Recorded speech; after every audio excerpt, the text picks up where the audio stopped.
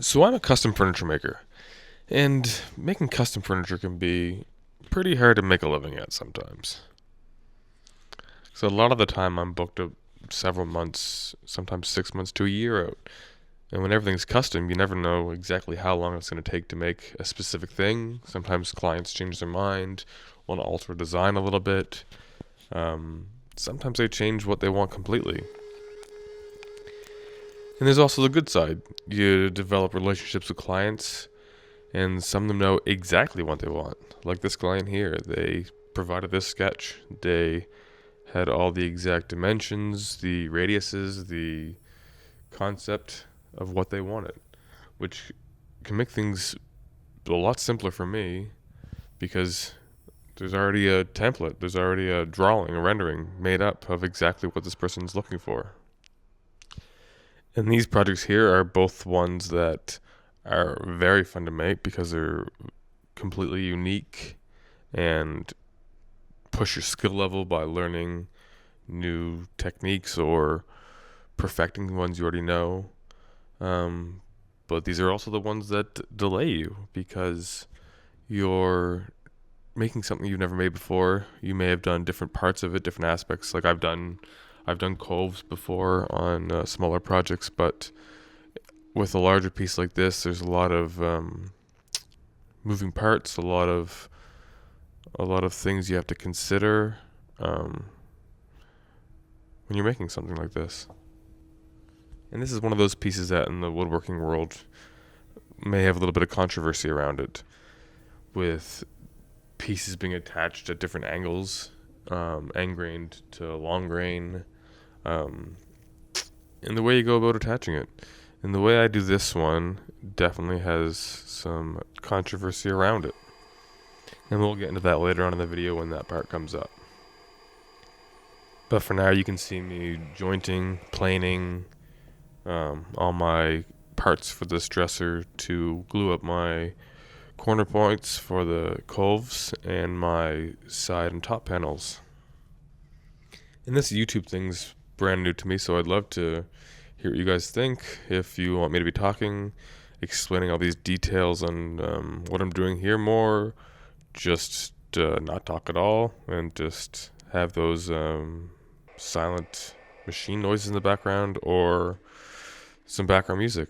I'll probably be pumping out a bunch of different stuff just to see what people like, what people don't like.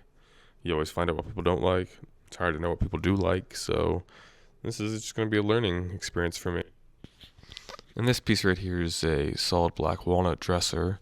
The client wanted this to have a little bit more heft to it than a traditional dresser, which usually has 3/4 inch panels for the side and the top. So this one we're using some 6/4 walnut. So when it's finished and dressed, it's a little over an inch thick. It also lets us use a little bit more material for the coving corners, which just adds to the stability and the strength of the piece. And here you can see I've glued up several pieces to make these thicker parts, which will be coved out for my corners, which transition the sides to the top and from the sides to the bottom and the legs, which have different radius coves. So there's a few parts of this that take a little bit of math and a little bit of thinking to accomplish. And these are the parts of the build that, are repetitive. Every piece needs to go through this stage of jointing, planing, ripping, squaring all your parts before you even start building. And it can also be the part that's kind of therapeutic, because you can just put your headphones on, turn your brain off, and just get at it. And here I made an extra piece in maple so that I could draw out my outline and do a full run through of my coved corners to make sure that I didn't miscalculate anything, or when I do the cove, that if any mistakes are made or adjustments are needed, that I didn't ruin one of my finished walnut pieces. And I'm going to remove some of the material first with the table saw like this to take out the bulk before running it through on the angle, which you'll see, to accomplish the cove, There's a few ways you could cove this out. I don't have a large shaper machine, but if you did, you could. There's bits you can get that could cut this radius no problem. Um, but I mean, if you go through YouTube, there's a lot of cool things you can do with the table saw, with a few simple jigs and pieces of MDF and plywood, and coving is one of them. And if you zoom in here or just focus, you can see how my cove is, and it shoots in a little bit from the edge corner. So I'm running it through the jointer here to knock down those sharp edges. So I also have a flat surface to run on the table saw, and then when the cove is complete, I'm not going to knock off that edge and drop the whole piece down. So it'll be riding on its final surface, if that makes sense.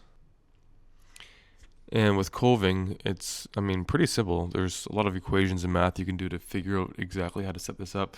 But there's also this way, which I believe I learned from the Wood Whisperer on one of his old videos. But you just draw your cove on the edge of your piece you're going to be using, lift up your table saw blade to the maximum height of the cove, and then you make this jig right here, which is just the exact width of the piece you're going to be using. And then you put it on an angle so that both teeth touch the edge of each of your template. And then you can lower your blade back down and gradually raise it as you run your piece through on this angle. And the more you get into furniture making, the more you realize that painter's tape is a magical tool you can use for a lot of things. It can be used to hold pieces together for glue to dry. Here I'm using it to lay down a line on my table saw so that I can draw a nice pencil line to see where the start and the end of my blade are to get this angle for this jig. So painter's tape is one of those things I always like to have multiple rolls on hand. And here we are off to the races. So you just raise your blade up a little bit at a time. You keep pushing your pieces through, and after a couple of sequences of this, then your final cove is complete. And then this larger piece here, you can see it's longer, it's wider because the top portion is going to have a different radius curve transitioning from the bottom panel of my dresser into the legs. The client had a very specific idea for this. They wanted a slight variation from the side panels to the bottom and then transitioning down to the feet.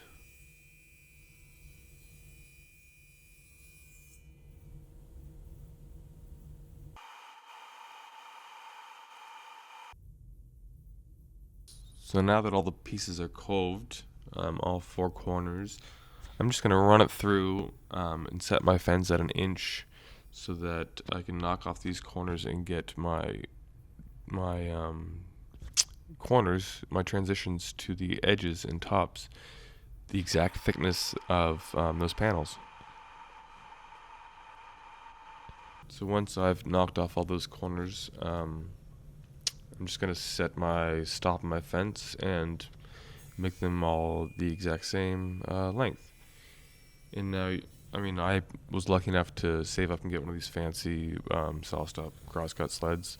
But for 7 years before this, I just used a MDF shop-made crosscut sled. And my first table saw was just $100 old cast iron saw that I found on Marketplace. And those things are awesome. You can usually find them pretty cheap. And if they're cast iron, they're usually super flat, and you can make all sorts of jigs, outfeed tables. You get a nice sharp blade. It's all you really need, and I used one of those for years before I was able to get this nice Sawstop. And here we are back at the repetition, jointing and planing all of my components for my sides and my top panels. And this is my little shop helper. She charges a lot and kind of does her own thing, but super cute and fun to have around.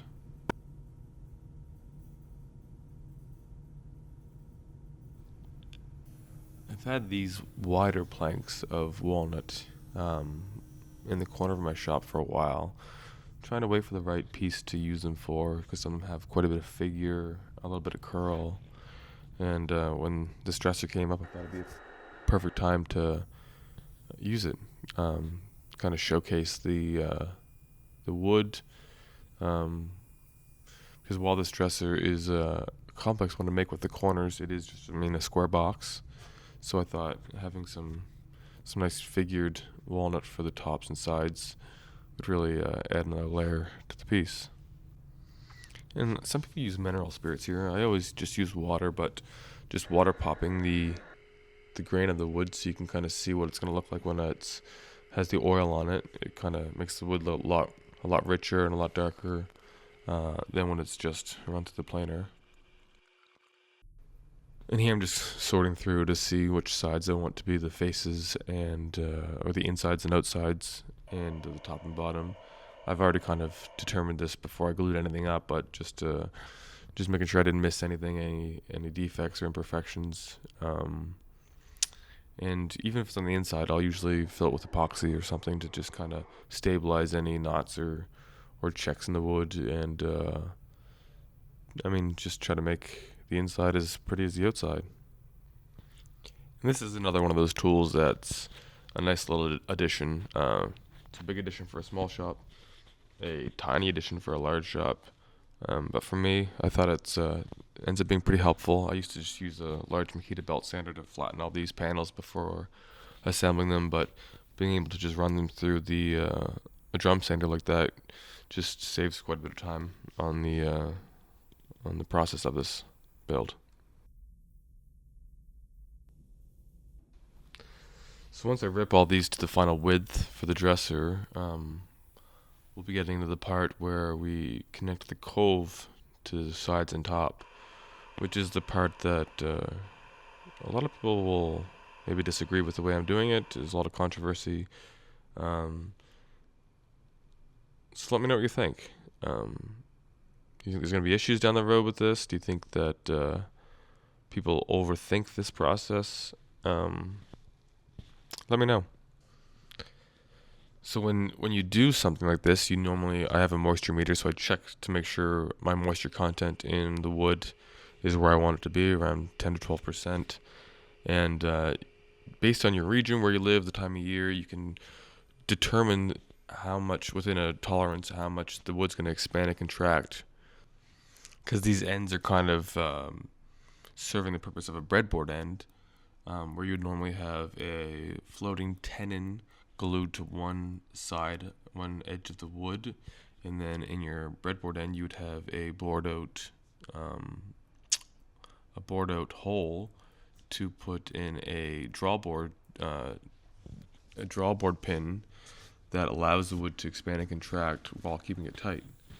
And I've made this style coved breadboard ends on smaller pieces before, and I just use loose tenons on one piece, and I fully glue my center pieces, and then let the outside pieces, I just lightly glue them. And I found that in where I live, I've gotten away with it, where if there is any amount of expansion or contraction that's too much, I find the little bit of glue on the outside pieces gives out, and I've never had any checks or cracks on the tops and side panels. So that's where the controversy is. Some people will say this is not the right way to do it. It's just gonna create too much tension in the wood. It's gonna pull apart and crack. But yeah, I guess. What do you think? Is this the wrong way to do it? The right way to do it? Is this acceptable for the tolerances that are within this piece? We'll find out. And I guess I didn't realize that when I was putting that together, but I guess a tank top's required for those large glue-ups. And here I am. You can see this is going to be the transition from, this is the bottom panel, and it's the transition into the legs on the bottom. So I'm going to rough out and remove this to the majority of the material here on the table saw like this before I run it through the Cove. And at first I was going to get a larger bit that could be used on a router table to do the because this radius is only an inch. But then after doing the math, I realized that it wasn't too tight of a radius to do on the table saw with the Cove method, so I just decided to go ahead and do it that way as well.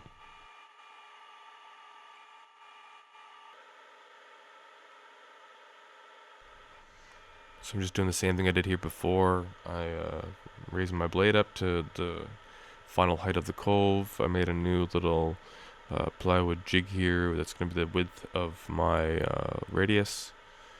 And then I'm going to use my tape, draw a line, screw this down to my outfeed table and clamp it against my fence, and then Bob's your uncle. Here we go. Running these sharper radius Coves to my feet.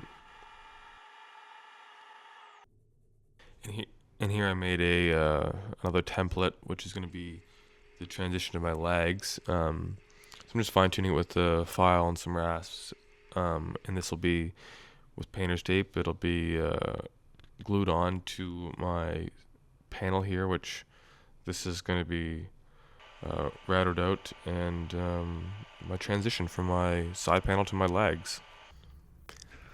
And here's another great method for painter's tape. When you're making a template that you're going to use to route out, use the 2P10, miter bond, whatever you have, and fasten it. And this is one of those white side bits that is fantastic. They're expensive, but this is I think it's just the ultimate trim flush bit, and it's not a helical head, but it's a spiral upcut bit, and it does such a good job. It probably needs to be sharpened by now, but I've used it for years and had no issues. It's just such a clean job, and any curl or figure you may have in wood, it cuts it without any crazy tear out or trying to grab hold of a piece and throw it. So I would highly recommend that. And here I am gluing up my tenons for my corners, my transition from my top to my side, and then from the side down to the feet. And I'm fortunate enough to have both the Festool sanders like this and the Mirka ones. The Mirka ones are more like a pneumatic style with a paddle. I really like it. I think they're great to use. What do you guys have? What do you like? Because there's a lot of tools that you don't need. There's a little bit of hype around them that it's hard to justify the cost. But for sanders, I would say that they are 100% worth it. If you're new to furniture making or as you're progressing, sanders make a world of difference. I'd rather have a high quality sander and a cheap table saw than a expensive table saw than a cheap sander. That was something I just said out loud. Do I really believe that? Yes, I think I do. So these corners are going to be the same radius, obviously, the inside of the outside. So last video I made, I hand planed that whole top corner off, and people thought I was wasting my time. So this time I just set my table saw up on a 45, knocked off the mass majority of the material there, and then after this glue up, I will finish off the curve with a hand plane and some spoke shaves. And a spoke shave is one of those tools that I put off buying for a few years, actually. I just bought a bunch of different types of block planes and smoothing planes, low angle jack planes, thinking that that's what I needed. But then once you get a nice flat spoke shave, you can do so much with one of those. They really are a fantastic tool. And here you could see me making another template for my drawers, because the drawer is going to be inset on the cabinet, and to make sure that the radiuses on the bottom and top drawer panels are the same as my dresser, this is the easiest way. Just make one template, and then you can use it with the flush trim router bit to knock off the corners so that your drawer faces fit nice and perfectly into these coved corners. So now that my template's all dialed in, I'll be able to remove the clamps from the case, double check my measurement to confirm my final lag height that'll get attached to these the bottom portion of this dresser. And yeah, I'm just gonna sort through some of my stock to find a nice matching piece of wood so that the color is the same in this piece of walnut. This lag was a darker sapwood, and I found some nice pieces of some figured walnut that will pair well with this. That doesn't stick out too much, but fits well with the rest of the piece.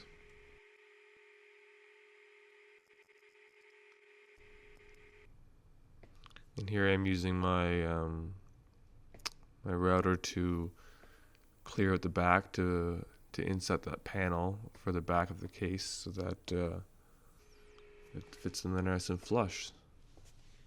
And there we go, magic, popped in.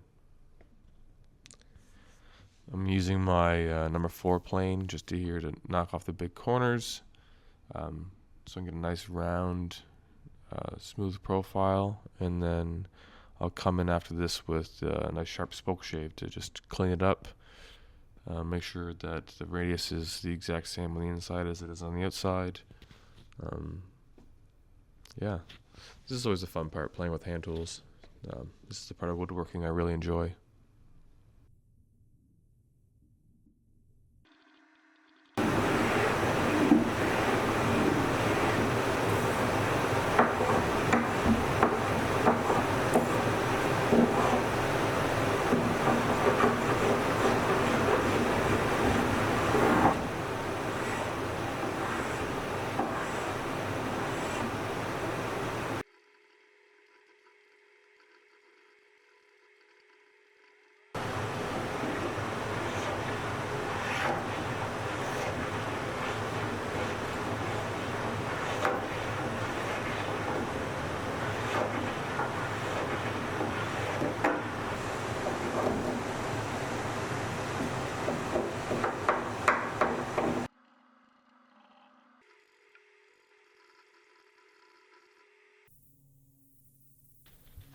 Once I got everything knocked down with the plane and the spoke shave, I'm just going over it with the sander here just to smooth everything out, because this whole dresser is going to be sanded up to 220. It'll go up to 180, then I'll water pop it just to raise any of the grain, and then I'm going to sand it again at 220 just to make sure it's super smooth, not too much sheen, but a nice even finish.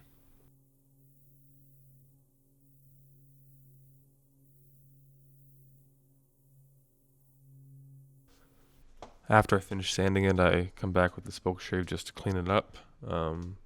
Make sure the transition is smooth and where I want it to be, and then I'll just go over it again with the sander, just to make sure that the sheen on the sides and the top is the exact same. I never get tired of that sound.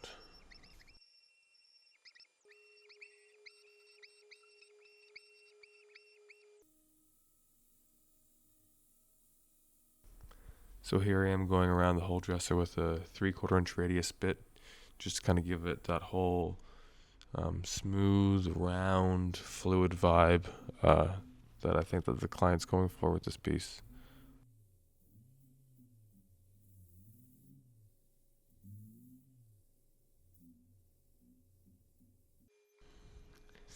And when you're doing something like this, I'm riding the router on a 1-inch plane, and I should really have something attached to the router to support it along the outside wall of that dresser just to kind of stabilize it more. But I mean, I've been doing this that way for quite a while, and I just kind of get used to balancing it and feeling it and using the bearing on the side of the dresser that I've gotten lazy with it. So I should probably adapt the more traditional method of having that support lag on that router, just to make sure that it doesn't slip on me and take a big chunk of that wood out when you're so close to being finished.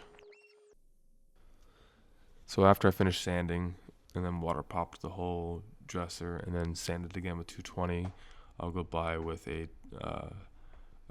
tack cloth or an old towel the shop vac and sand out all the pieces just to make sure there's no dust in the pores of the wood. Sometimes if it's really in there, I'll use my air compressor and blow that out before applying the oil, just so that it really penetrates and gets into those wood fibers, so you get a nice durable finish. I go back and forth with a lot of different types of finishes. Ones I use mostly for walnut are Osmo or Rubio.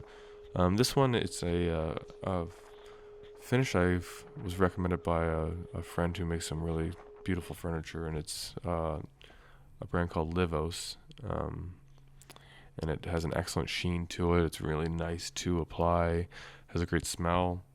You have to do more coats with it. Usually you do 3 or 4, but it really is a beautiful product. I kind of just, based on how I feel, I'll use different finishes for dressers and stuff where it's not a high traffic area. I will go with something like this Livos product, because I find you can build it up a little bit more, but it still keeps that same natural look that a Rubio or an Osmo would have.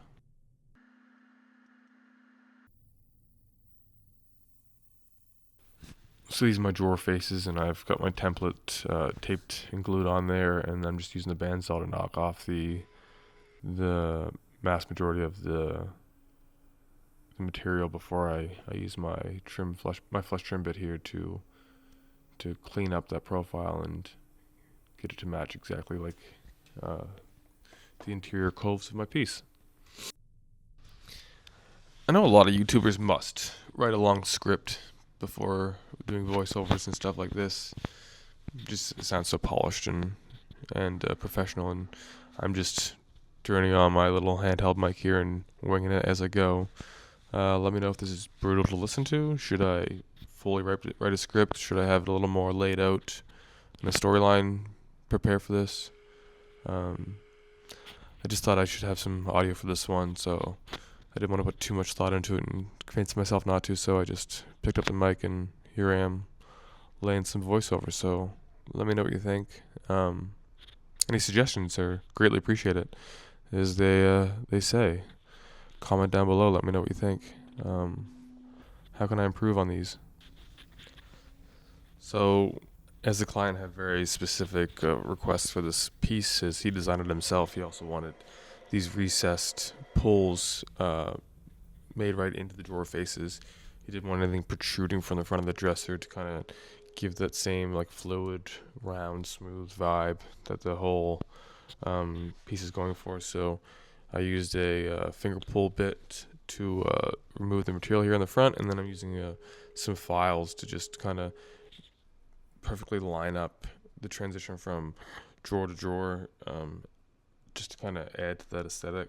So here you can see there's a pull on the top of one drawer and then a pull on the bottom of the other drawer, so that you kind of have to go through with the file just to make sure that when it's all installed, it all lines up flawlessly. Because when you push that into the router and add that pull, it can be difficult to have it start exactly within like a 32nd of an inch from drawer to drawer. So going through with the file and really perfecting that.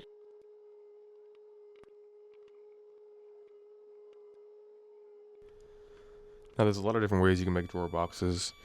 I usually give clients a couple options. The price varies with each method. You can use dovetail drawer boxes. You can use veneered plywood drawer boxes like this here with an edge banding. Everything has its pros and cons.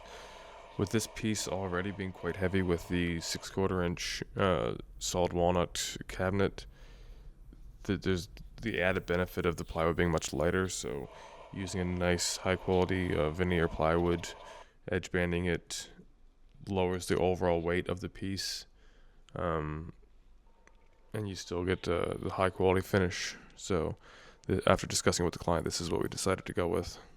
And he wanted it to be a more modern piece with mechanical drawer slides. So instead of doing a traditional like sliding dovetail or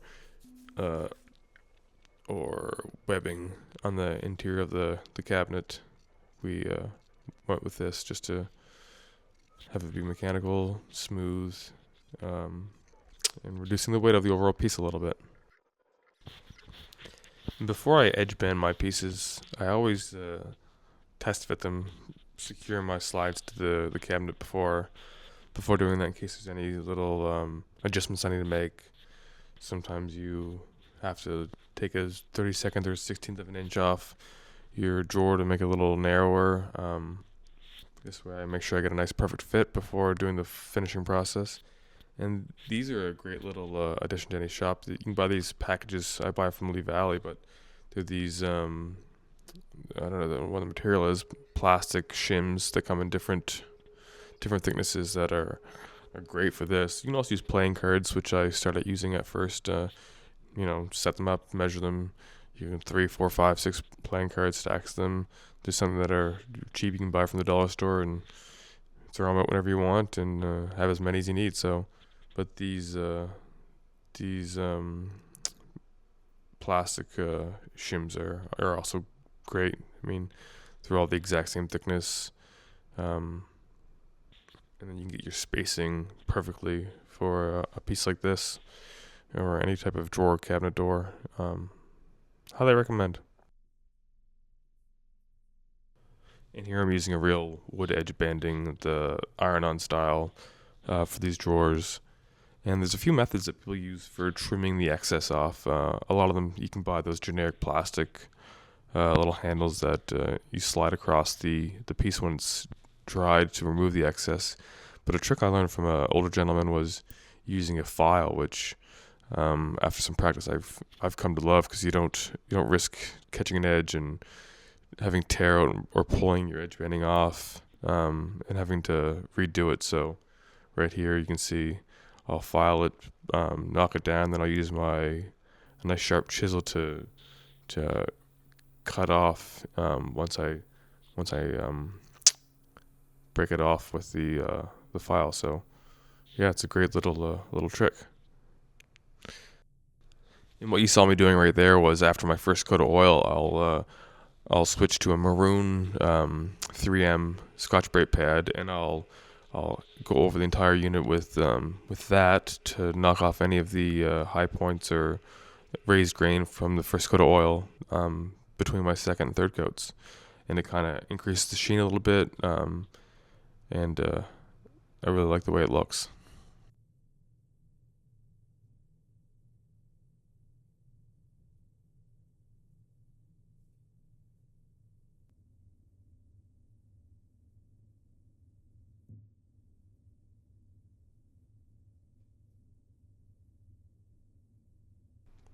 So here we are, coming to the end of the video.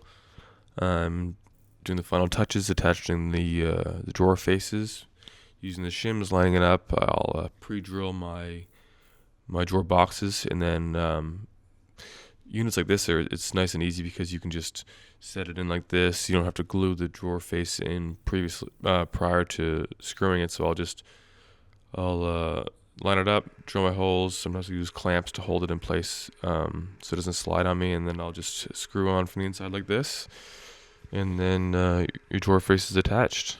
It's a nice simple way to make sure it's lined up perfectly, and your gaps and your seams are all the exact same.